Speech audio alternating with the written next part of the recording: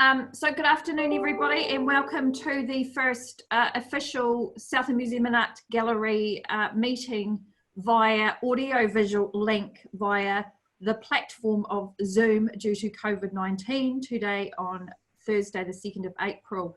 Welcome to all of our trustees, media, Evan, kia ora and welcome, and to our staff and crew from McCarthy Media and of course our museum. Kia ora koutou everybody. Very quickly, I just want Bret and Christine to maybe give a wee bit of introduction because I know that we haven't had a meeting with you all together. Bret. Yeah, good afternoon everybody. My name's Bret Highsted. I represent Gorda District Council as a councillor. I became a councillor when I was 38, and so I've been there just over 12 years. Not the youngest anymore. I chair the Audit and Risk Committee for Council, and previously had quite a bit of time on the Southland Regional Heritage Committee. And yeah, the members of that committee are busy during the day, so that's how I've ended up being appointed. So thank you very much for having me on board. Kia ora and welcome, Bret, and welcome to you, Hannah, from Communications ICC. I see you've just popped on there, so kia ora. Christine, I'll allow you, if you want to do a wee quick introduction, because I don't believe everybody's met you. I'm Christine Menzies or Chris? Yes. Christine Menzies. Oh, good afternoon. My name's Christine Menzies. I'm a first-time councillor with the Southland District Council. So I'm very new to these processes, but enjoying it so far, and to have a background in education, health and welfare across the public service for the last 30 odd years, but semi-retired now and just working part-time. Thanks, Christine. You'll be right in your element at this part, at this time then. Yes, sort of. That's great. So I just want to move to the agenda. I'm hoping that you can all see your agenda in front of you, but we do have an apology from Julie, help me out here, from Jamie Botting from ICC, who is our accountant, and an apology for lateness from Rebecca. So if anyone's happy to move that we accept those apologies, I'll just get you to raise your right hand, something like this. Thank you, Evelyn, and I'll have that seconded by Councillor Ludlow. All those in favour, raise your right hand. Against, do a cartwheel. Thank you. Moving on to our interest register. As you know, it's important to feed that information through to Julie Thompson to have that updated as standard.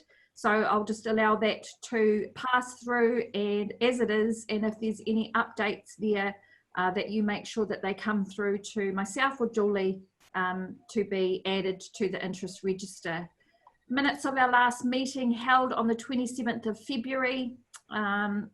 If anyone is willing to move that they are, thank you Darren, Councillor Ludlow, that they are true and correct, seconded by... Toni, can I just add in before you do that, it's Christine Menzies here, that there were comments attributed to me in the minutes, but I think they were our other Christine. Thank you. Christine Henderson, not Christine Menzies. Yes. Julie, can you just give me a hand up that you've received that? Perfect, thank you. There will be an opportunity, just want to make sure that we've got a mover and a seconder of the minutes before we go into questions and discussion. I have a mover, I think that was Darren, and Gwen to second, so happy to take discussion around those minutes. May I note, please, Madam Chair, item 10.1, the spelling for Piri Xiaoxiao's name is SCIA, SCIA. Thank you, Gwen. Appreciate that. Julie's nodding her head, so I think she's got that. Now I'll take questions first from Evelyn. Mine's on the same matter. Te Māori or Te Māori is incorrect as well. Can I just type the correction to Julie? That would be perfect. Thank you. Thank you very much. Lovely. So no questions in regards to the minutes? No discussion around the minutes? I'll reread what I've supposed to have said on behalf of Christine Menzies and get back to you if necessary, Toni. Thank you, Christine Henderson. I'd ask that you maybe send that through to Julie Thompson so that she can make sure that those minutes are correct. So with those amendments, to make your life a bit easier, do you want to just call me Chris? So you can have a Chris and a Christine. Chris and Christine. Sounds good to me. Thank you. So with no discussion, no questions, I'll put that motion. All in favour, raise your right, whatever you've got. Against? Carried. Thank you, team. This is good.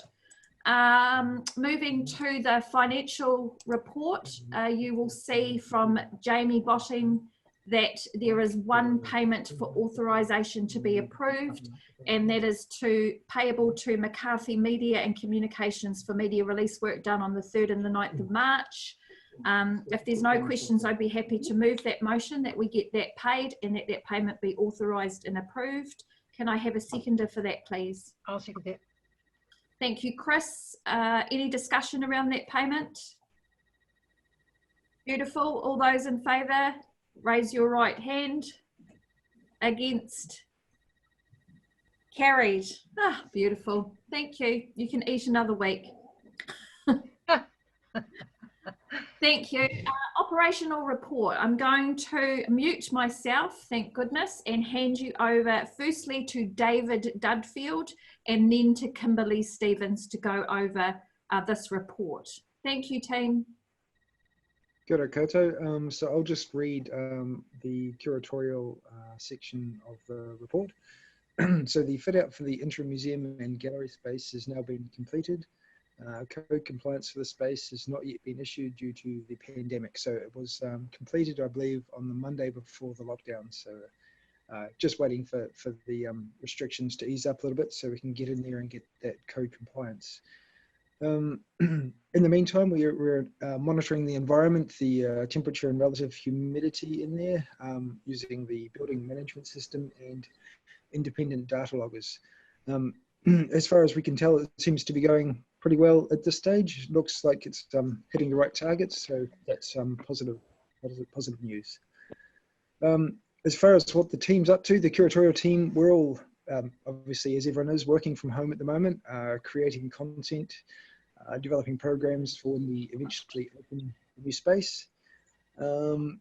And we are also working with external designers and comms, such as McCarthy Media, for potential openings, which may happen a bit later than planned. So we're still aiming, as soon as we're able to move into Kelvin Street and start installing the exhibition, as soon as we're able to. So it'll take about 2 months roughly to install the first exhibition.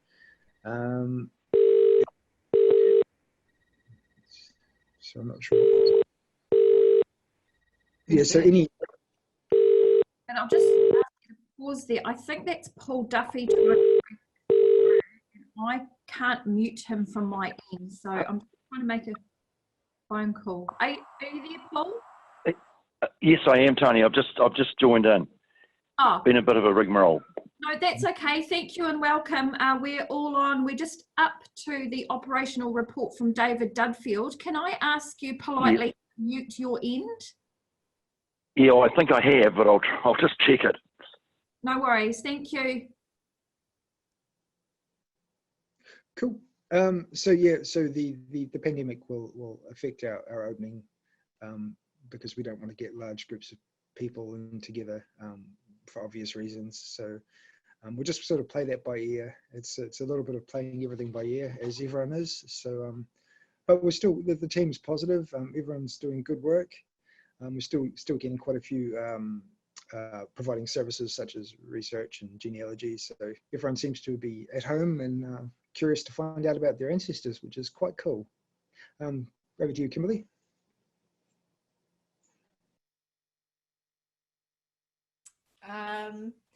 Yeah, so just speaking to the report, so in February work continued on the cataloguing and packing and addressing compliance concerns, and then obviously late March the COVID-19 response kicked in. So very proud of the collections team. They all pivoted very quickly and enthusiastically, and so we've got 2 of our team building travel frames and packing components in their garages. We've got people entering data from projects that were put into spreadsheets before, and we're doing some really valuable, important work on improving the accuracy of the database, particularly in relation to people and places, which is very exciting because that all flows on to fixing some of our compliance issues and just making our collections more accessible and enabling us to do future engagement projects with the communities. So particularly around Tonga Māori, it's very exciting. In the building, the tuatara and the insects are being monitored and cared for on a daily basis by myself and one of the collection technicians, with Lindsay going in. He's doing a feed today, so he'll just pop in and make sure that they're healthy and well and their stomachs are full.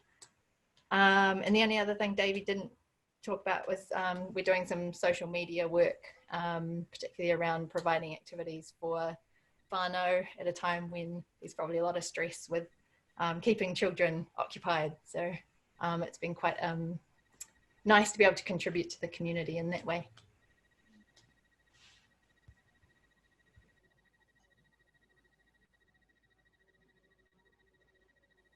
You might be on mute there, Toni. Sorry, that was silly, wasn't it?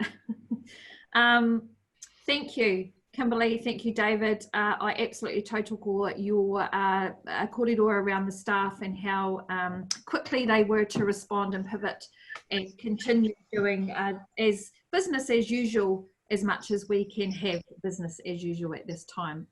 Hannah, you've got the puppy.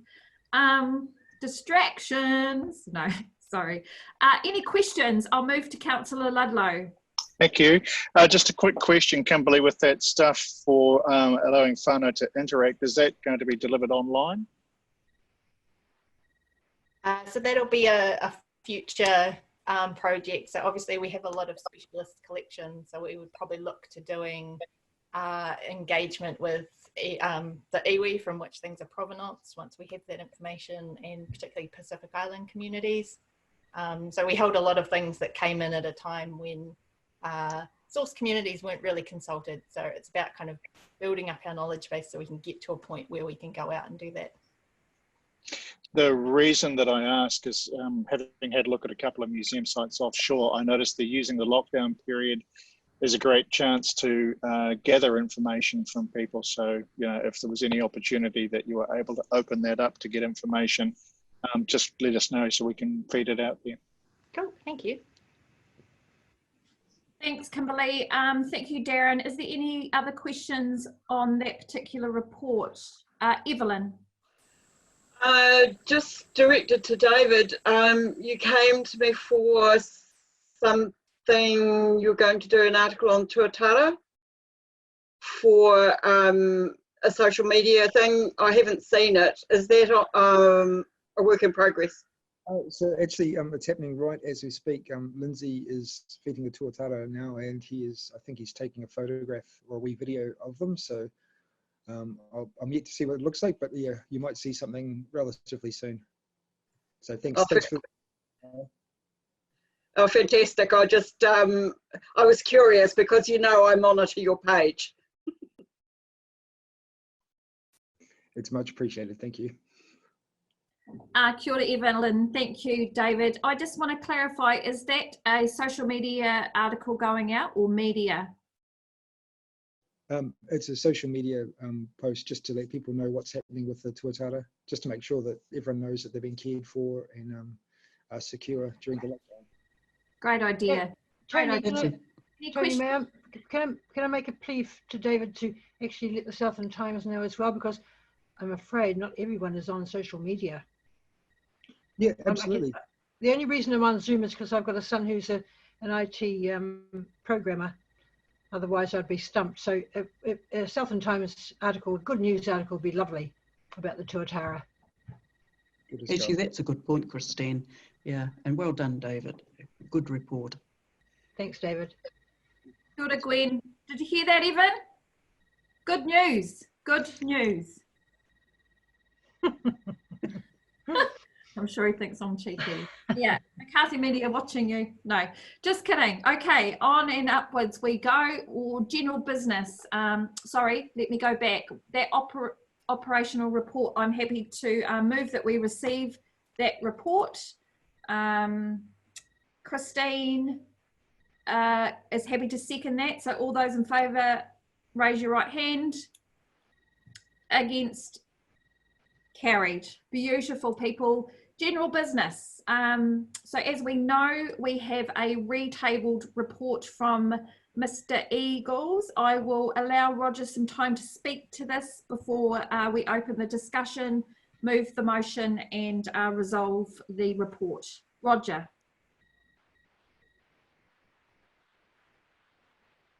Right, can you hear me now? Yes, that earlier motion does not now need to be put, because after the last meeting, somehow the Tim Walker report was released to the media, and Evan arranged for first sort of a summary of it, but then later much more content was actually published. So I think the consideration of that motion does not now need to occur because it's now out in the public domain. Thanks, Roger. My understanding, and I may be incorrect, is that we still need to resolve as a group to release the report and then send it to the public. At this stage, I only think it's Evan that got the report due to someone giving it to him. The public have not yet received or seen the report. Yeah, well, in that case, I'm quite happy to renew the motion that our board should agree to the release of the report now, and that way it's formalised. Totally agree with Mr. Eagles, and I'm happy to second that. Thank you, Roger, and thank you, Gary. So with that in mind, there is a motion that the board resolve to release a copy of the Tim Walker report to the public. Can I just ask if there's anyone who would like to discuss anything around that? If you want to raise your hand so I can. Gwen, did you have your hand up? I did, Toni, but I was actually preempting the vote. Okay, sorry. I'll go to Evelyn then. I believe that she had her hand up. Are you wanting a question there? If we are formally going to agree to release the document, the report, which somebody else has already given to the Southland Times, is this an opportunity for the board to have a bigger discussion with the media about their feelings about what is in the report?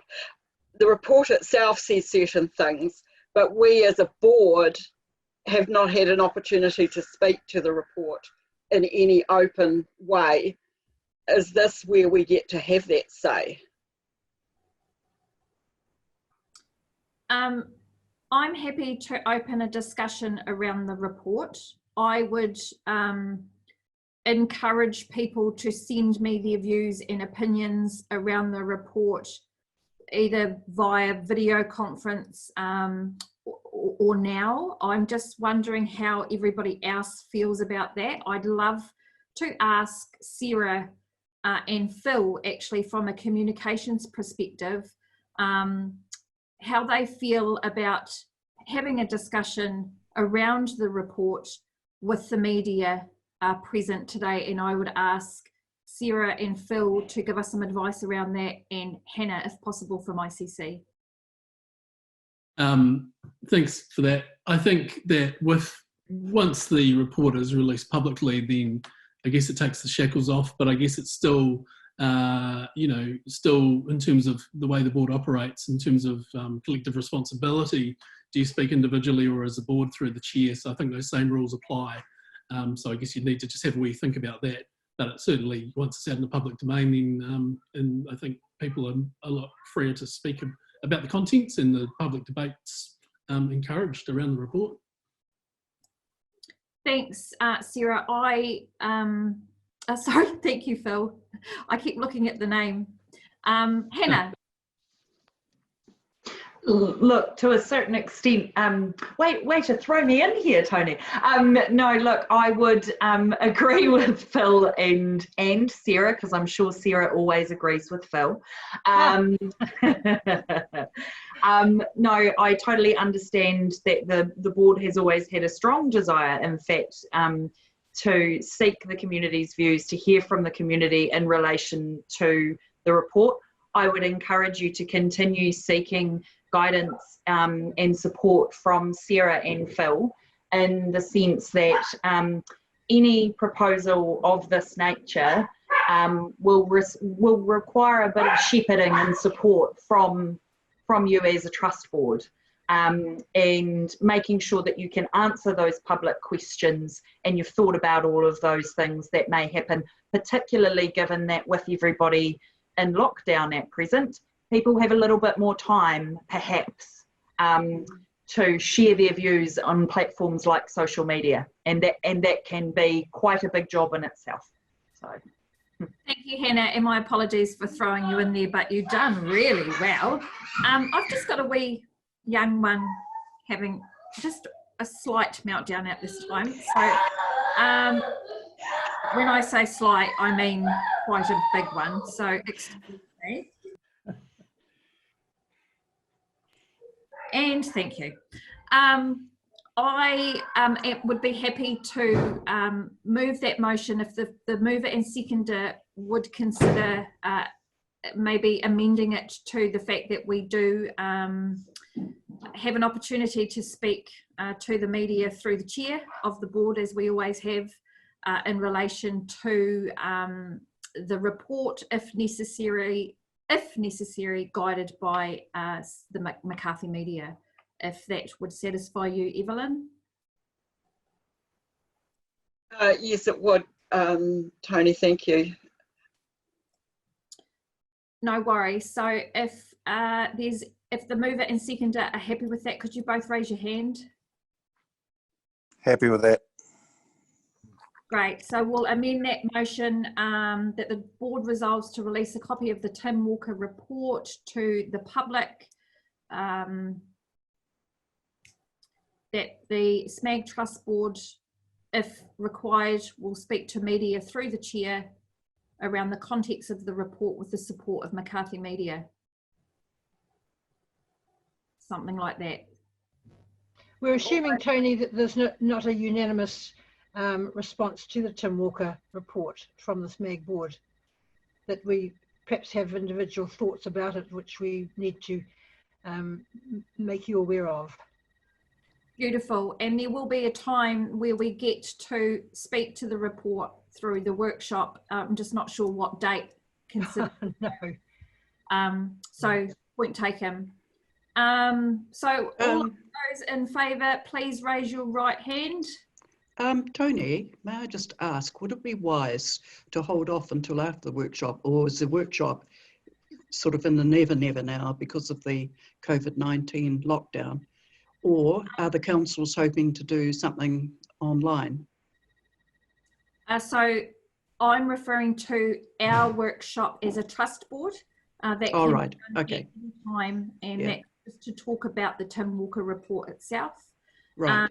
I just want to reiterate that we have had a huge amount of opportunity to discuss the Tim Walker report as a trust board on many different occasions. So I'm wanting to make sure that that we all have an opportunity now that we have some new trustees on board. So I can, and I'm happy to organise a workshop for this trust board to have a kōrero about the context of the report. And then I'm sure that the ICC, SDC and the GOR elected members can take that feedback back to their councils. Well, it may help the new members to look at the report in depth and express any misgivings or any points that they accept and support. But sorry, when I talked about a workshop, I was thinking about the combined council workshop and whether it would be wise to move before that or await an outcome from that meeting.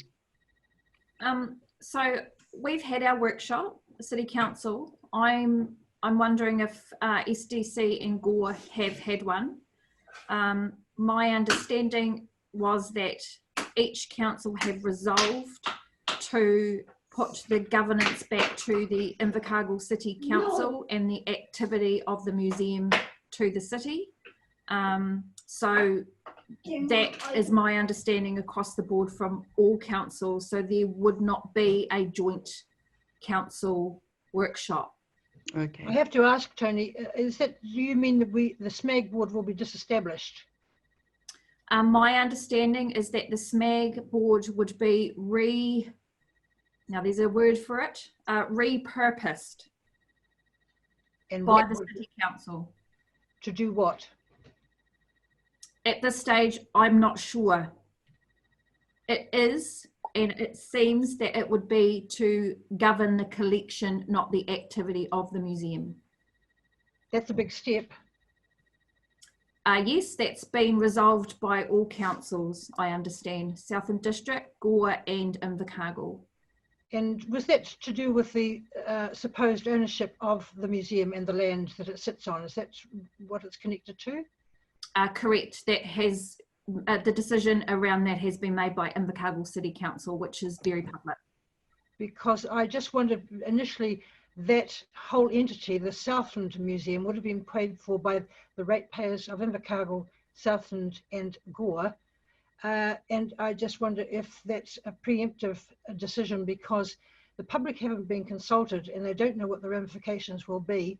And I just wonder if this is another thing that should be sent out for public consultation at an appropriate time, either to ratify the decision by the council or to choose some other way of governance which makes it possible for the community to have more say in the running of the museum, because it's a big step and I would hate to think it had gone through by default without public consultation and SMAG board reference. Sure, I can answer that, Chris. If you've the documents that we've obtained as a trust board indicate that the Invercargill City Council, the Gore District Council and the Southland District Council have all resolved across the board to make the same decision. That is a decision made by the regional councils and that is a Southern region decision. The Invercargill City Council will put out their recommendation to the public about the governance structure in their annual plan to be consulted on. That was always going to happen. The time frame around that due to COVID, I am yet to determine what that would be, but we were always going to consult on the governance change in Invercargill. I can't speak for Gore and I can't speak for Southland District Council, but we have reps from their areas and I welcome them to discuss that. You've summed that up pretty well. The bricks and, there's two things, Chris, there's the bricks and mortar and then there's the governance structure behind that. So our chair is quite right that once it was established that the bricks and mortar, so to speak, was owned by the Invercargill City, that changed the whole concept. And then, as the chair has said, it will go out for community consultation once we get all our ducks in a row. Yeah, Madam regards Chair. to governance structure. Thank you, Gary. Bret from Gore, have you anything to contribute to that? No, listen, Toni, you and Gary have summed it up exactly as it's happened in Gore. So, thank you. Is there anyone that has any questions around that? If you just want to pop your hand up. Oh, thank you, Roger. Yes, Madam Chairman, this issue about ownership of the museum and the land and so on, is not one which our board has ever properly considered. All we've read is in the newspaper, the CEO of the Invercargill City Council has said that she's satisfied that the Invercargill City Council owns the museum. We may form our own view about that. In the end, it may not be critical about anything, but we've not seen or have put in front of us any legal opinions at all which establish ownership or tend to establish ownership, and it ran completely contrary to the understanding of the Museum and Trust Board. So although it's a collateral issue, I think that we as a board should insist upon seeing any legal opinions which have been composed on this, and then reserve the right to maybe get our own opinion.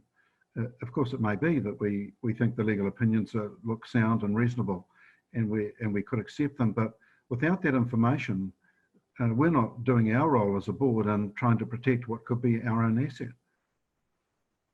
Thank you, Roger, and I absolutely agree. And like I have said previously, this is an opportunity where our board can have that discussion and put a motion, but lots of conversation and debate around it or discussion never really leads to anyone putting to the floor a motion to move on that. So I encourage you at this time as trustees, as if you do feel strongly about those issues, this would be an opportunity in our committee meeting to move a motion to put that to council. Until such time, you know, we will continue to go around in conversation. So I'm open to that and encourage the debate and discussion.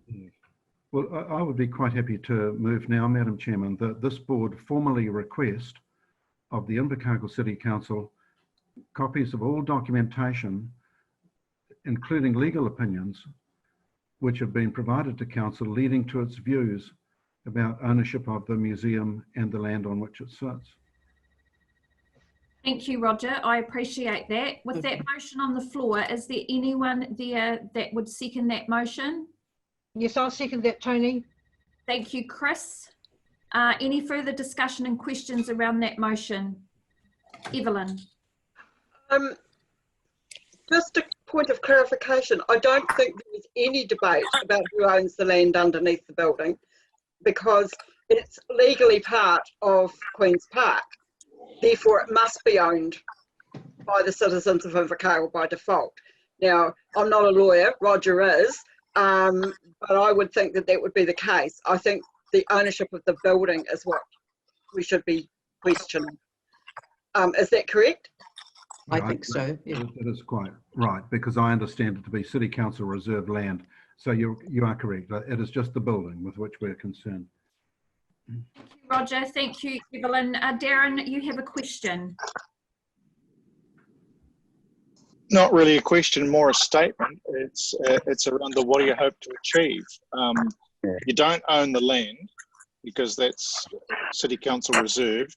You own a building which isn't up to code, which you're responsible for at the moment. And if it's shown that the City Council is actually the owner, and look, I'm happy to cite the papers, then it's their responsibility for the upgrade.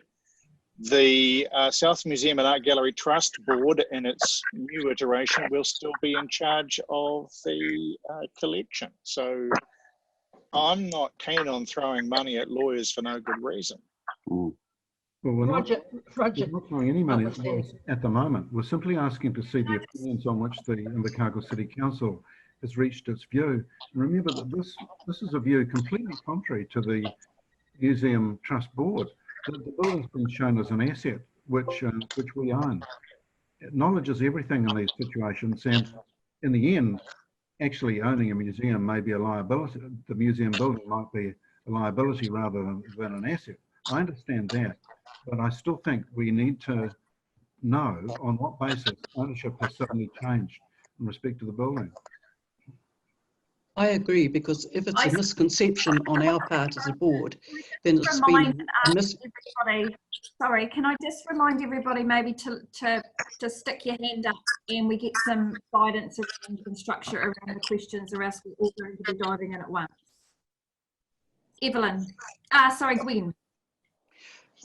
I agree, because if it's a misconception on our part regarding the ownership of the building, it's been a misconception that's been held by boards, trustees, trust boards of the museum since 1960, which is quite a long period of time to be under acting under a misconception. So it would be good to view any documents, and surely that wouldn't mean that we actually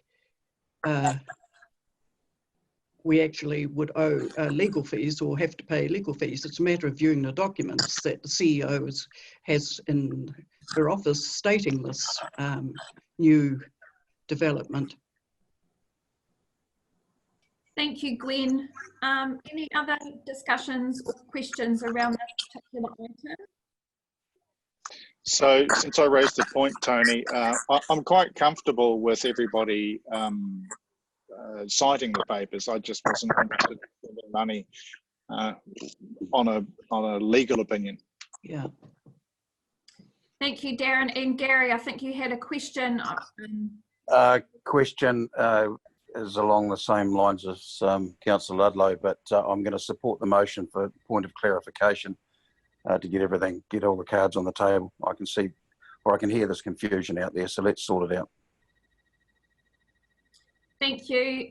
So I have a mover and seconder for that motion. Have I put the motion? Not yet. Okay, so mover and a seconder for the motion.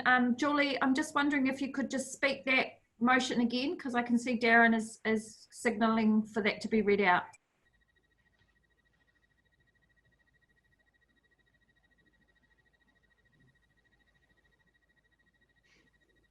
I've lost the sound.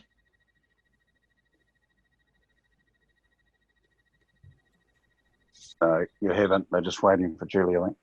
Ah.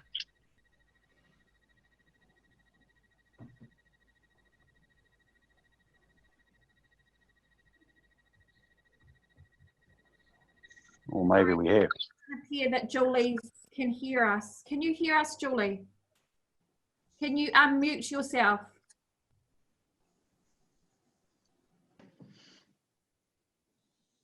Now it is. Thank you. Am I there now? Because I froze. I couldn't get on. Can you make a motion for us, please? Okay. Well, I got some of what what Roger said, and I do get most of it back from the tape as well when I go through the recording. Roger, So, maybe you can take us through that motion once more. I've got that the board formally requests. Yeah, that this board formally request of the Invercargill City Council copies of all documents, including legal opinions, in respect to ownership of the museum building. Ownership of the museum building. Yeah. Yep, that makes sense. Yeah. Thank you. Thanks, guys. I put that motion to the floor. All those in favour, raise your right hand. Against? Brilliant, carried. Thank you. Thank you, everybody. I'm now going to move that we move into public excluded unless there's any